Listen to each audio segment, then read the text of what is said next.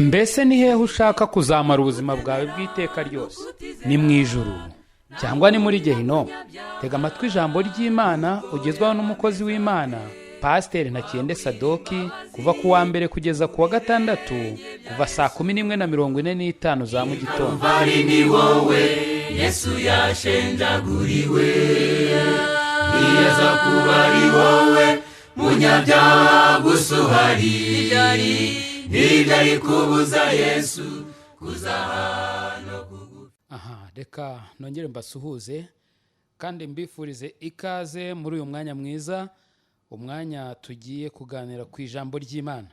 Nk'uko rero mumaze kubimenyera, uyu munsi nabwo turavuga ku kwizera. Tumaze iminsi tuvuga ku kwizera hagati mu mayira abiri, ariko uyu munsi noneho turavuga ku kwizera.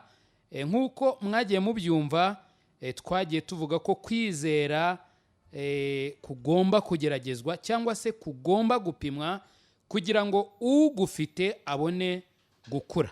Rero uyu munsi ndagira ngo twongere turebe muri Yakobo igice cyaho cya mbere, umurongo wa 2 kugeza ku wa 4.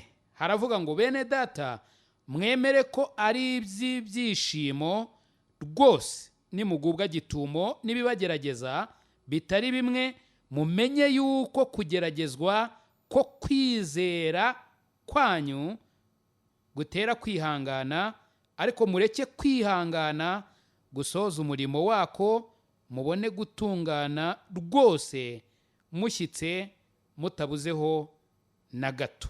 Niki rero turi kuvugaho? Niki turi kurasaho mwaya magambo tuvuga ku kwizera hagati mu mayira abiri? Icyo turi kurasaho ni ukugutungana rwose dushyitse tutabuzeho na gatoya. Bibiliya irambwira ngo umuntu udafite kwizera ntibishoboka ko yakwigera anezeza Imana. Mana, udufashe, utugirire neza kuri uyu munsi, utwumvishe neza icyo ushaka kutubwira mu ijambo ryawe, kandi umwuka wera aducishe bugufi kugira ngo twumve kandi twumvire icyo ijambo ryawe ritubwira. Urakoze, ni mu izina rya Yesu, amen. Kwizera nicyo kintu turimo kuvugaho muri iki gitondo. Kwizera, ngarutse inyuma gatoya, nkareba hano mu Baheburayo igice cyaho cya 11, tuhabona igisobanuro cyo kwizera. Kwizera ni ijambo tudakoresha kenshi mu buzima bwacu bwa buri munsi, bityo tukaba tudafite n'igisobanuro cyaryo twebwe ubwacu twifitiye gihamye, ahubwo ibyanditswe byera nibyo ngira ngo turebemo igisobanuro cyo kwizera. Kwizera hano Bibiliya iratubwira neza ko kwizera ari ukumenya rwose ibyiringirwa, udashidikanya ko bitazaba, kandi niko kuduhamiriza ibyo tutareba ko ari iby'ukuri. Kwizera ni ukumenya rwose ibyiringirwa, udashidikanya ko bitazaba, kandi niko kuduhamiriza ibyo tutareba ko ari iby'ukuri. Ibyo tutareba ko ari iby'ukuri. Nkunda ijambo ry'Imana kuko ijambo ry'Imana niryo ritwereka ibyo twebwe ubwacu tutakabaye tureba cyangwa tumenya n'ubwenge bwacu bwa kimuntu. Kwizera rero Bibiliya irakutubwiye ko ari ukumenya rwose. Ni ukumenya iki? Ntabwo ari amoko y'imodoka, ntabwo ari amazu runaka, ntabwo ari imijyi runaka, ahubwo ni ukumenya ibyiringirwa. Ibyiringirwa rero ni ibihe? Ibyiringirwa ni ibingibi byose biri mu masezerano y'Imana aboneka mu ijambo ryayo. Ibyo nibyo byiringirwa. Ibi byiringirwa rero kubimenya rwose udashidikanya ko bitazaba, niko kwizera. Kandi noneho kwizera umumaro kutugirira, kuduhamiriza ibyo tutareba ko ari iby'ukuri. hari abantu benshi njya mpura nabo nkababwira nti mbese aho uzi neza ko uzajya mu ijuru? Ati ijuru ntago ribaho, ijuru ntaryo, nta muntu wagiyeyo ngo agaruke, bityo nta n'umuntu wahabonye, nta n'ufite ifoto yaho, ijuru ntiribaho. Ariko ijuru rirahari. Ijuru abizera barireba mu kwizera. Kwizera niko kuduhamiriza ko ibyo tutareba ari iby'ukuri. Kwizera rero ni ikintu gikomeye cyane. Ndagira ngo turebe ku kwizera ku buryo bubiri. Icya mbere ari nacyo burya abantu bashaka kwegera Imana bakwiriye guheraho, cyangwa se intambwe ya mbere umuntu ushaka kwegera Imana, umuntu ushaka kugendana n'Imana, umuntu ushaka kuzabana n'Imana by'iteka ryose akwiriye guheraho ni ukwizera guhesha agakiza. Hari ukwizera guhesha agakiza. Bibiliya irambwira mu Baroma igice cya 4, ndagira ngo tujyeyo tuharebe. Baroma igice cyaho cya 4 uhereye ku murongo waho wa 5. Bibiliya irambwira ngo nyamara ukora, umurongo wa 5 mumbabarire nari nsomye wa 4, haravuga ngo ariko rero udakora ahubwo akizera utsindishiriza abanyabyaha, kwizera kwe kumuhwanirizwa no gukiranuka. Uku ni ukwizera guhesha agakiza. Ndagira ngo utege amatwi neza wumva aya magambo. Muri iki gice uhereye ku murongo waho wa mbere ukageza kuri uyu murongo tumaze gusoma, tubona neza yuko Bibiliya iri kutubwira ku mugabo witwa intwari ndetse akaba na sekuruza w'abizera, niwe Aburahamu. Uyu Aburahamu yizeye Imana. Kwizera kwe Bibiliya itubwira ko ariko kwatumye aba umukiranutsi. Bibiliya ntabwo itubwira ko kwizera kwe ariko kwatumye ntabwo Bibiliya itubwira ko kwizera kwe ariko kwatumye aza kugira ukundi kuntu amera, ahubwo itubwira ko kwizera kwe ariko kwatumye aba umukiranutsi. Kwizera kwe ni kwamugize umukire. Kwizera kwe ni kwamuvanye, nivuga umukire ndavuga ku bijyanye n'ubutunzi bw'iyi si. Nubwo kwizera Imana bituma umuntu ava mu mwijima, kandi umuntu iyo yavuye mu mwijima nirazima ntashobora nyine kugenda nk'uri mu mwijima, ahubwo agenda nk'uri mu mucyo, agenda nk'uza wajya, bityo n'ibyo akora biratungana ku buryo adashobora kwigera amera nyine nk'umuntu utari mu mucyo. Ariko kwizera kwa Aburahamu ntabwo kwamuhesheje ubutunzi bw'iyi si, ni kwamuhesheje ibifatika, nubwo nabwo ntabihakana, ariko icyo tubona imbere y'Imana kwamumariye nuko kwamuhinduye umukiranutsi. Bibiliya tubwira ngo niba ari uko biri, twavuga iki kuri Aburahamu sogokuru ku mubiri? Iyaba Aburahamu yaratsindishirijwe n'imirimo, aba afite icyo yirata, ariko si imbere y'Imana. Mbese ibyanditswe bimuvuga iki? Ntibivuga ngo Aburahamu yizeye Imana bikamuhwanirizwa no gukiranuka.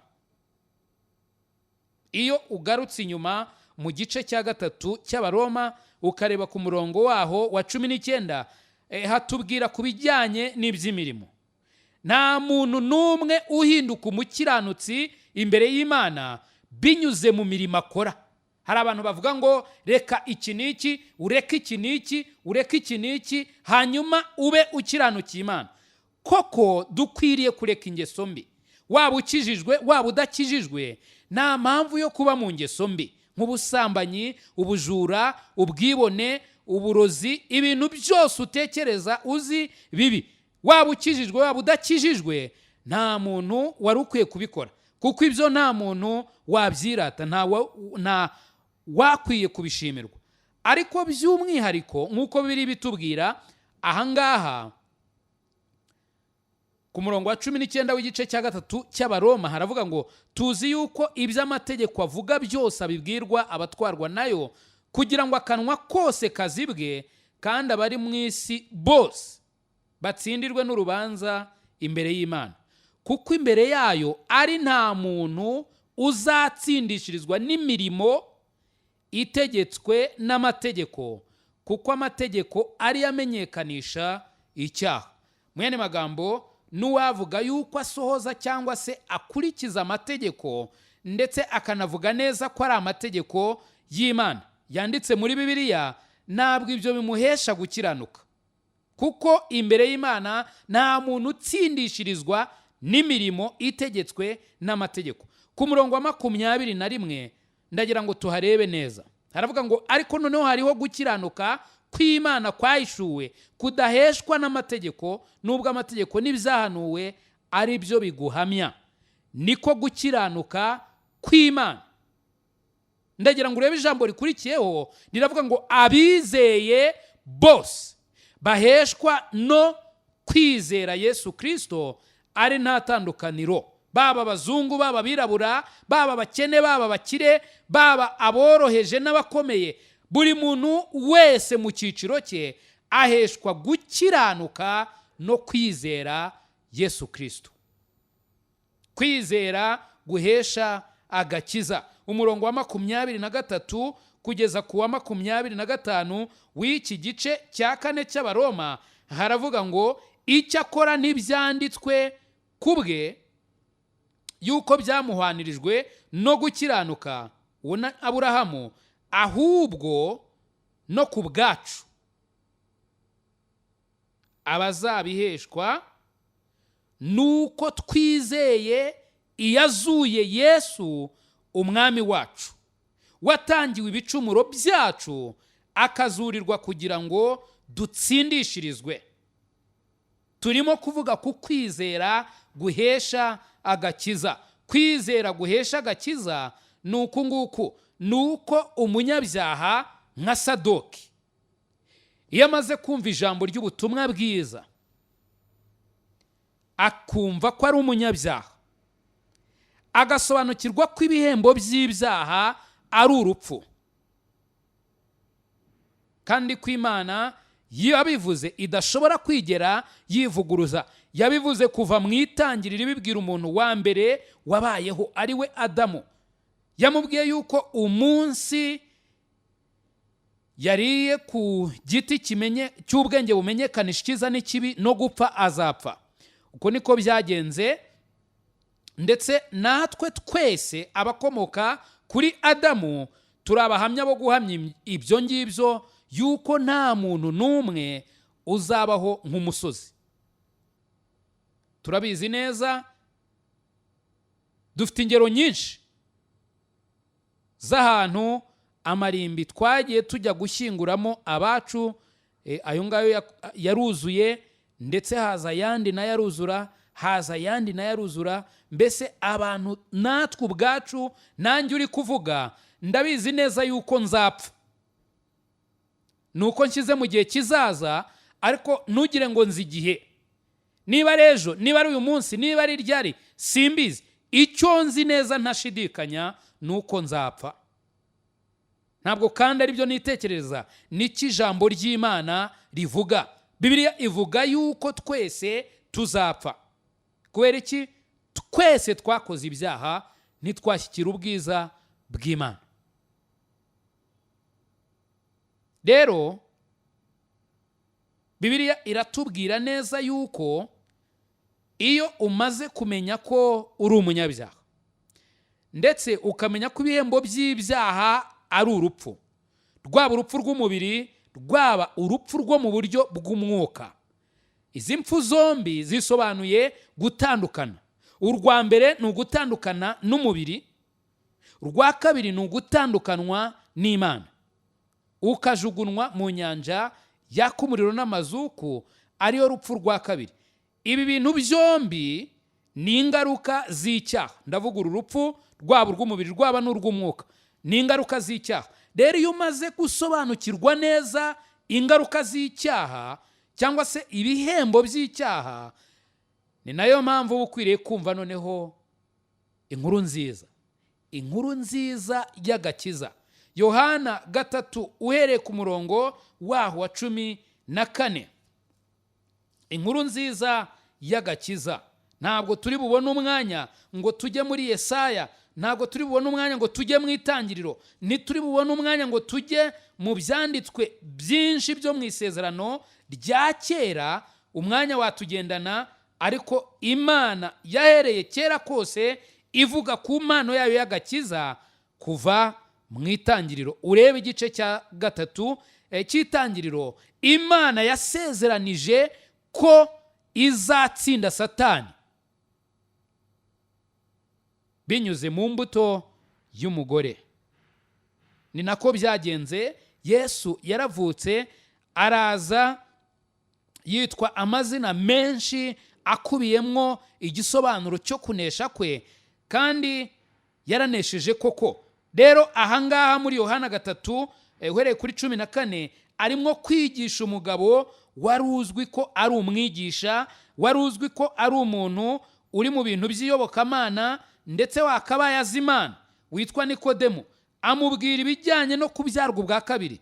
Nikodemu bibanza kumugora kubyumva, bikomeza bimugora kubyumva.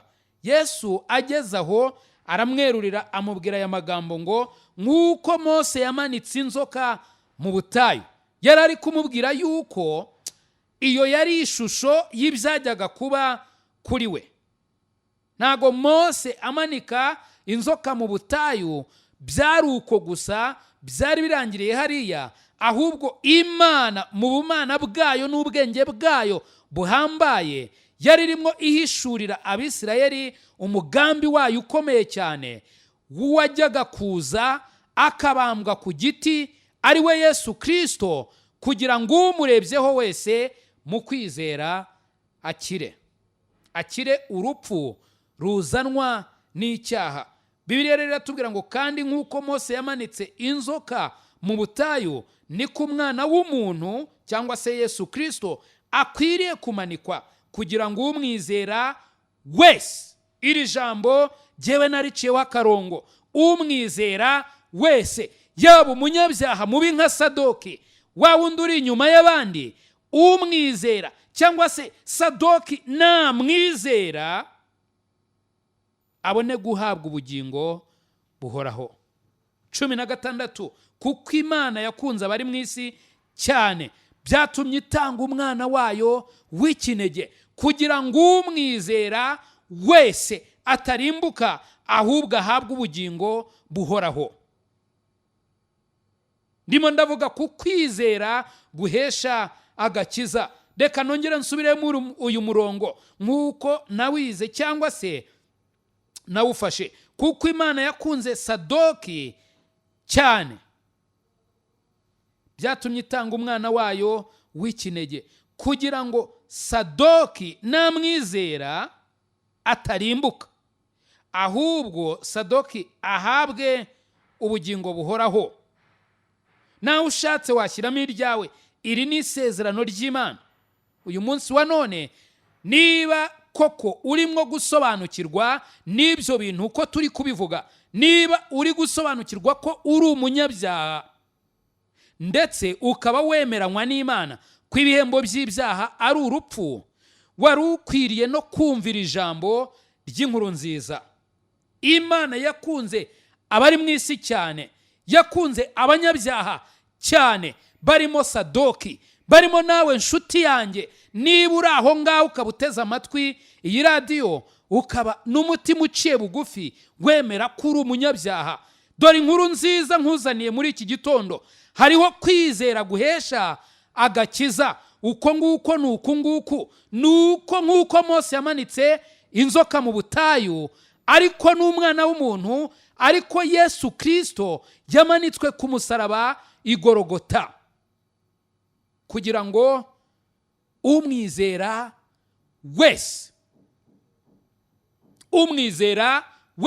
yaba umukire, yaba umukene, yaba ukomeye cyangwa uworoheje, yaba umuzungu cyangwa umwirabura, uwo ari we wese, umwizera wese ahabwe ubugingo buhoraho. Mu yandi magambo, ahabwe agakiza k'Imana, ahabwe ubudahangarwa, ahabwe kutazigera ajya muri gehinomu, ahubwo ahabwe ubugingo buhoraho. Umurongo wa 18 w'iki gice Bibiliya irambwira ngo umwizera ntacirwaho iteka, utamwizera we amaze kuricirwaho, kuko atizeye izina ry'umwana w'Imana w'ikinege. Abakorinto ba kabiri igice cya 5 umurongo waho 21 hari amagambo nkunda cyane. Bibiliya irambwira ngo utigeze kumenya icyaha, Imana yamuhinduye kuba icyaha ku bwacu. Imana yacu idufashe kandi Imana yacu itugirire neza. Ntabwo Yesu yari afite icyaha namba muri we. Yewe hari abahamya benshi bo kubihamya, yaba Pilato yarabihamije, bose barabihamije, ndetse n'abayuda nabo nta cyaha bigeze bamubonaho. N'ibyo bamuhimbiye byose bari babizi neza ko ari ibinyoma, ariko icyatumye bemeza Pilato kumubamba nuko bamukanze gusa. Baramukanze, babuze icyaha bamushinja, byose byagaragaye ko ari ibinyoma.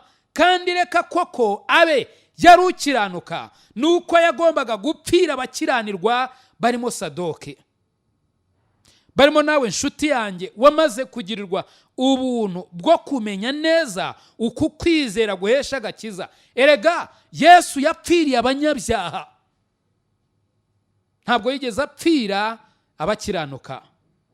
Ni nayo mpamvu nshima Imana cyane, nka wa muririmbyi wavuze ngo ndashima umusaraba, ndashima yamva nziza, ndashima umwami Yesu. Kubera iki? Nuko ibyo byose yabinyuzemo ku bwanjye umunyabyaha. Rero kubwo kwizera, Bibiliya yambwiye ngo Imana yahinduye utigeze kumenya icyaha kuba icyaha ku bwacu twebwe abanyabyaha, kugira ngo muri we tugeramo gute? Ni mu kwizera. Mu yandi magambo, iyo twebwe abanyabyaha dushyize kwizera kwacu, dushyize ibyiringiro byacu muri we, duhinduka gukiranuka kw'Imana. Imana yacu ishimwe cyane kubw'uwo muteguro wayo mwiza yateguye kera kugira ngo tuzizere uku kwizera guhesha agakiza. Yohana igice cya 5 umurongo waho 24 Bibiliya irambwira ngo, aya ni amagambo yavuye mu kanwa k'umwami Yesu Kristo. Yaravuze ngo ni ukuri. Yararimo yigisha, arangije abwira abantu bari bamuteze amatwi ibijyanye n'ubutware bwe buva ku Mana. Ageze kuri uyu murongo aravuga ngo ni ukuri ndababwira yuko uwumva ijambo ryanjye akizera uwantumye aba afite ubugingo buhoraho, kandi ntazacirwaho iteka, ahubwo abavuye mu rupfu ageze mu bugingo. Twasoma imirongo myinshi cyane, ariko icyo nashaka kukwerekana uku kwizera guhesha agakiza. Kwizera guhesha agakiza. Ndagira ngo impamvu ndi gusubiramo ayo magambo ni ukugira ngo wowe uteze amatwi y'iradiyo ubanze usobanukirwe neza. Tumaze iminsi tuvuga ku kwizera n'ukuntu umuntu akura mu kwizera akaba yagera ku kigero gishyitse, ariko uyu munsi nahisemo kugira ngo tubanze duse n'abagaruka hasi gato, turebe uku kwizera guhesha agakiza. Kuko kwizera guhesha agakiza niko kubanzirizwaho. Mwene magambo niwo musingi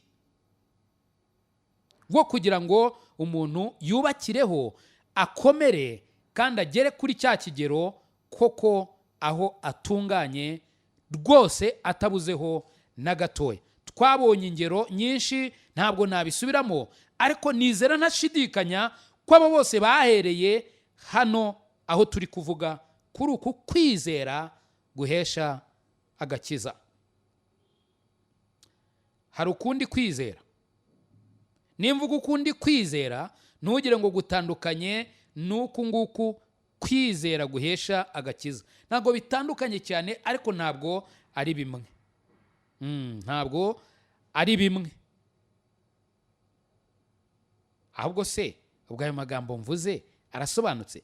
Ntibitandukanye, ariko kandi si bimwe. Wenda bishobora kuba bitari gusobanuka neza kuri wowe. Reka mbishyire muri aya magambo. Kwizera guhesha agakiza ni fondasiyo yo kwizera kubeshaho umukristo, cyangwa se ni fondasiyo yo kwizera kubeshaho uwizera. Mwene magambo, ntabwo umuntu ashobora kubaho ubuzima bwa gikristo. Nivuga bwa gikristo ntiwumve idini, ntiwumve idini we ngo gende mu idini ya gikristo ubwo nanjye aramvuze. Oya, ntiwishyiremo. Niba utarabyawe ubwa kabiri, niba utarabyawe n'Imana nk'uko Bibiliya ibivuga, niba utarigeze ugera kuri iki kigero cyaho wizera uku kwizera guhesha agakiza, uramenye rwose ntiwishyiremo. Gusa ntabwo igihe cyari cyashira. Uyu mwanya ushobora nawe kwizera uku kwizera guhesha agakiza, maze izina ryawe rikandikwa mu gitabo cy'ubugingo, kandi koko ukaba ubaye uwa Kristo.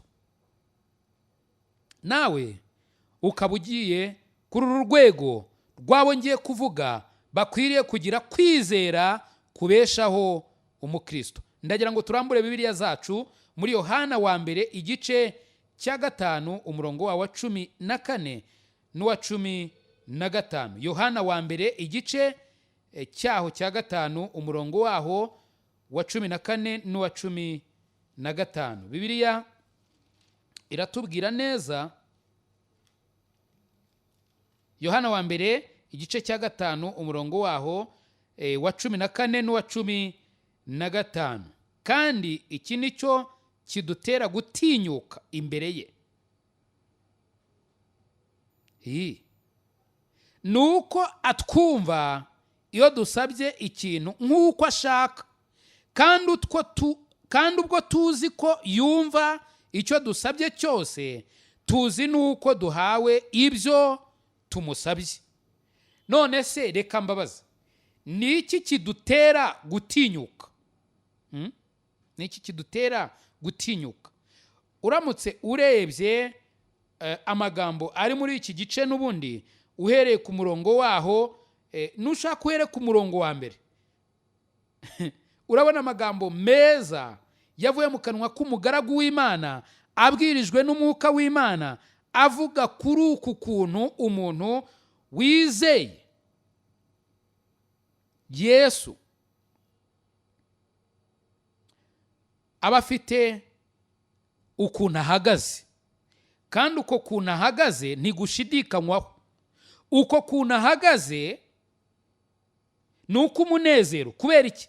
Ni uko nk'uko biri bitubwira hano ku murongo wa 12 w'iki gice, ufite uwo mwana niwe ufite ubwo bugingo, aba afite ubugingo buhoraho. Ariko bireka avuga ngo udafite umwana w'Imana nta bugingo afite. Umurongo wa 13 w'iki gice uravuga ngo ibyo ndabibandikiye mwebwe abizeye. Mwebwe abizeye. Mwebwe abizeye. Iri jambo ndi kuritsindagira kuko ni ingenzi. Ibyo ndabibandikiye mwebwe. Ntabwo ari abantu bose, ahubwo riri kubwira abo, iryo tsinda ryabo bizeye izina ry'umwana w'Imana. Kubera iki babwirwa bino bintu? Ni ukugira ngo bamenye yuko bafite ubugingo buhoraho. Imana ishaka yuko abizeye bamenya yuko bafite ubugingo buhoraho. Nicyo Bibiliya iri kutubwira ahangaha. Noneho rero ku murongo wa 14 ndagira ngo urebe disi we, kandi iki nicyo, urumva, kumenya ko dufite ubugingo buhoraho, ndavuga abizeye kwa kwizera guhesha agakiza. Iyo bamaze kwizera, nk'uko Bibiliya ibitubwira, ngo bagira uko guhamya muri bo. Iyo rero umaze kugira uko guhamya muri wowe, ntukwiye kwigera ushidikanya, kuko Imana hano yavuze ko ukwiriye rwose kubimenya, ishaka yuko ubimenya. Iyo umaze rero kubimenya, Bibiliya iratubwira ngo iki nicyo kidutera gutinyuka. Nicyo kidutera gutinyuka imbere yayo, gutinyuka imbere y'Imana. Kubera iki? Nuko atwumva iyo dusabye ikintu nk'uko ashaka. Iyo dusabye nk'uko ashaka, aratwumva. Data wa twese uri mu ijuru, iyo dusabye nk'uko ashaka, nk'uko ashaka, apana uko twe dushaka, ahubwo uko we ashaka. Hari abantu bashobora guhita bavuga bati Imana itwaza igitugu. Oya, ahubwo nk'umubyeyi, Imana izi neza ibikwiriye twebwe abana bayo. Irabizi, izi ibyiza byatugirira umumaro kuruta uko twebwe tubizi. Hari ikintu kinezeza cyane, Bibiliya imbwira yuko umwuka wera adusabira aniha iminiho. Mwene magambo, twebwe nituzi nuko twasaba, nituzi ibyo twasaba. Mbese turi abana bakwiriye gufashwa n'umubyeyi wacu Imana Data wa twese uri mu ijuru. Adufasha mu ubwo buryo bw'umwuka wera. Umwuka wera akareba ibyo twifuza, n'uburyo tutazi ibigororotse, n'uburyo tutazi ibikwiriye, hanyuma akadusabira ibikwiriye. Imana kandi Bibiliya nk'uko bitubwiye iratwumva. Aratwumva. Iki rero nicyo kidutera gutinyuka. Nicyo kidutera gutinyuka, tukagendana n'Imana dushize amanga, tutareba hirya no hirya, tutareba hino cyangwa hirya. Iyo rero umuntu amaze kwizera guhesha agakiza, haba hagiyeho kwizera kubeshaho ukijijwe. Iyo umaze gukizwa, ubaye umwana w'Imana, izina ryawe ryanditswe mu gitabo cy'ubugingo, uba utakiri mu mubare w'abazajya muri gehinomu, uba ufite amahoro yo mu mutima n'umutekano muri Kristo Yesu. Ariko ikibazo kiba gisigaye ni iki ngiki. Niba nawe ukijijwe, wenda wigeze kukibaza nk'uko nanjye nigeze kukibaza, uribaza uti none se ni gute noneho ubu ngiye kubaho ubuzima bwanjye nk'umukristo? Uko ngiye kubaho ne ubuzima bwanjye nk'umukristo? Ndagira ngo turebe mu Befeso igice cyaho cya 4. Abefeso igice cya 4 uhereye ku murongo waho wa mbere. Bibiliya irambwira ngo, Abefeso 4 uhereye ku murongo waho wa mbere kugeza ku murongo waho wa 3, birambwira ngo nuko ndabinginga jewe imbohe y'umwami Yesu, ngo mugende uko bikwiriye ibyo mwahamagariwe. Mugende uko bikwiriye ibyo mwahamagariwe, mwicisha bugufi rwose, mufite ubugwaneza bwose no kwihangana, mwihanganirana mu rukundo, mugira umwete wo gukomeresha ubumwe bw'umwuka umurunga w'amahoro. Ushatse wakomeza, ariko ijambo nashakaga niringiri: mugende uko bikwiriye ibyo mwahamagariwe. Ntabwo twahamagariwe kuba abakiranirwa, ahubwo twahamagariwe kuba abera. twahamagariwe kuva mu ngeso mbi, twahamagariwe kureka ibyaha, twahamagariwe kuba ishyanga ryera ryatoranijwe muri Yesu Kristo umwami wacu. Umurongo wa 17 w'iki gice Bibiliya irambwira ngo, nicyo gituma mvuga ibi nkabihamya mu mwami, yuko mutakigenda nk'uko abapagani bagenda, bakurikiza ibitagira umumaro byo mu mitima yabo. Ndagira ngo wongere urebe ijambo kugenda. Uku ni ukubaho ubuzima bwacu. Kuva igihe wakirijwe, wari utangiye urugendo rugana mu ijuru. Dukwiriye rero kugenda nk'uko bikwiriye ibyo twahamagariwe. Mwene magambo, dukwiye kugenda nk'abakijwe koko. Dukwiriye kugenda nk'abari kujya mu ijuru koko. Dukwiriye kugenda nk'abana b'Imana. Dukwiriye kubaho bitandukanye n'iby'abantu batakijijwe, batazi Imana. Ubwenge bwabo buri mu mwijima, kandi ubujiji buri muri bo, no kunangirwa kw'imitima yabo byabatandukanije n'ubugingo buva ku Mana, kandi babaye ibiti biha ubusambanyi bwinshi, gukora iby'isoni nke byose bifatanije no kwifuza. Ariko mwebweho ntimwize Kristo mutyo. Niba mwaramwumvise mukigishirizwa muri we ibihura n'ukuri ko muri Yesu, bibabwiriza iby'ingeso zanyu za kera, ko mukwiriye kwiyambura umuntu wa kera uheneberezwa no kwifuza gushukana, mugahinduka bashya mu mwuka w'ubwenge bwanyu, mukambara umuntu mushya waremewe ibyo gukiranuka no kwera, bizanwe n'ukuri nk'uko Imana yabishatse.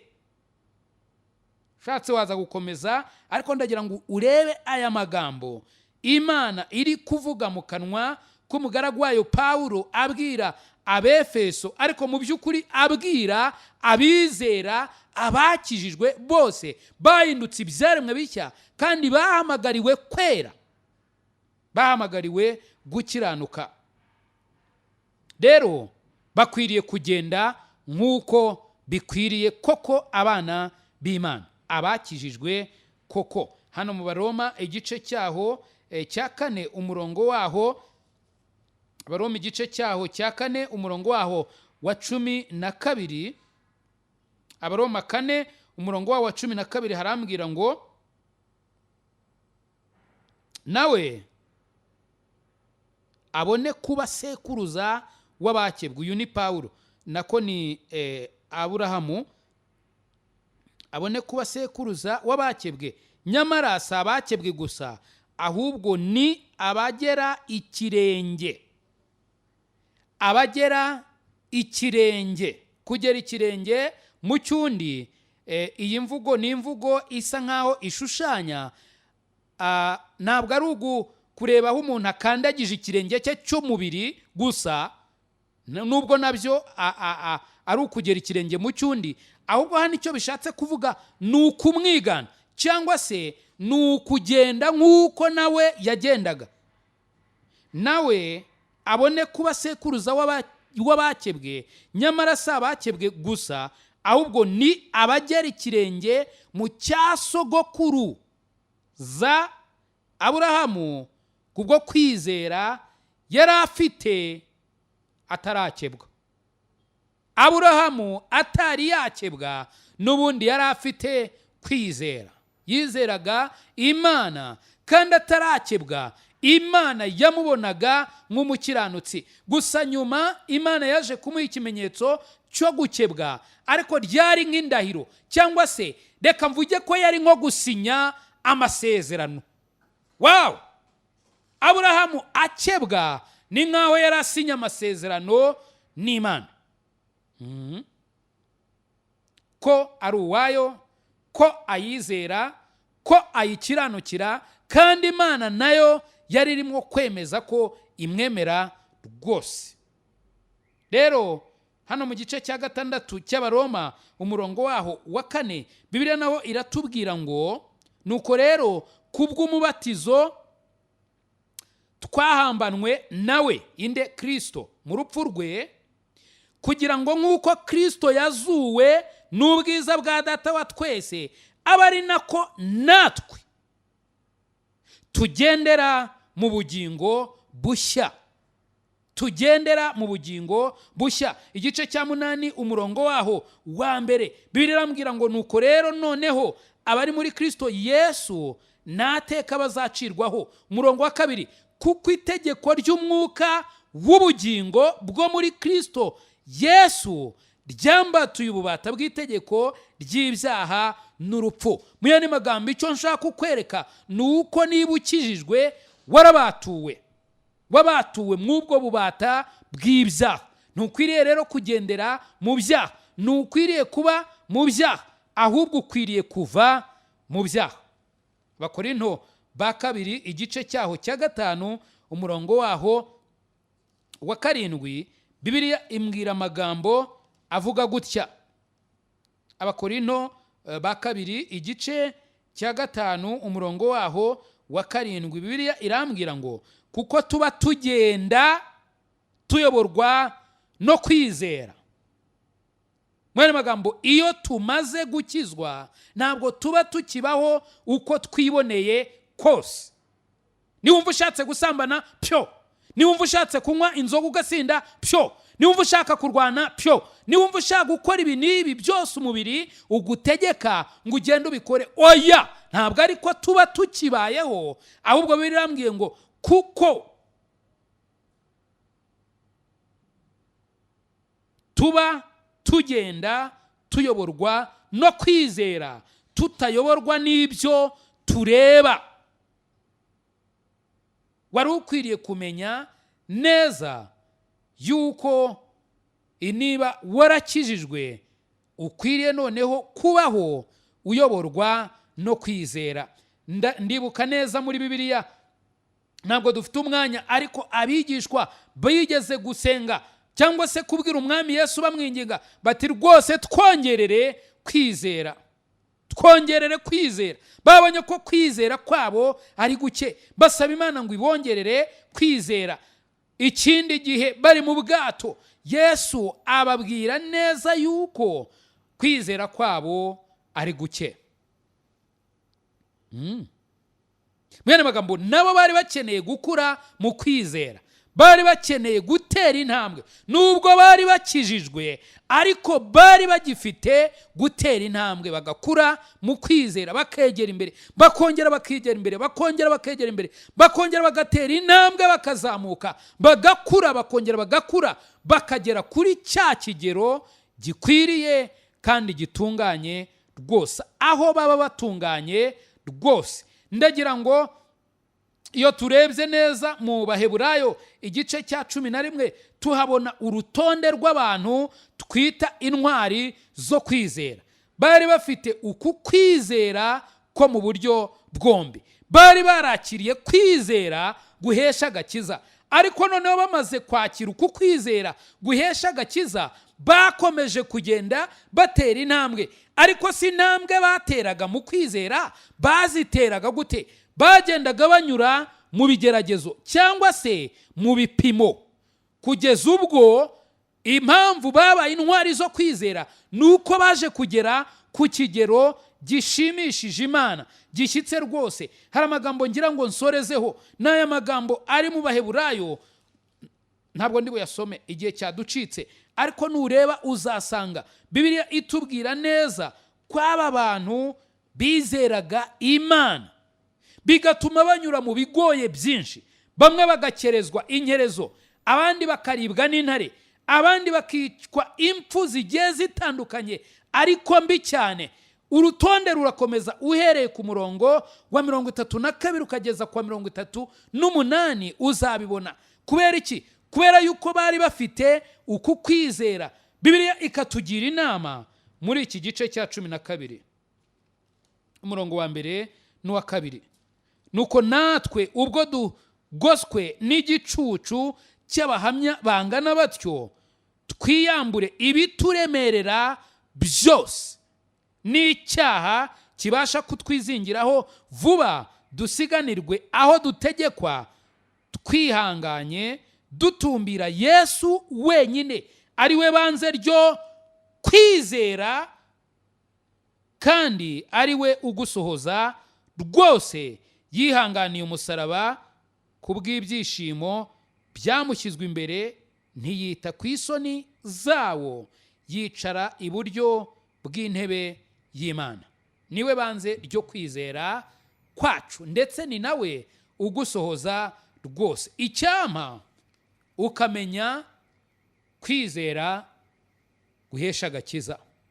Wamara kwizera guhesha agakiza, icyampa uyu munsi wa none ugatera intambwe, ukongera ugatera intambwe, ukongera ukegera imbere mu kwizera, kugeza ubwo uzageraho utungana rwose, aho Imana nawe yavuga ngo uri inshuti yanjye, aho Imana nawe yavuga ngo uri uwo kwizerwa.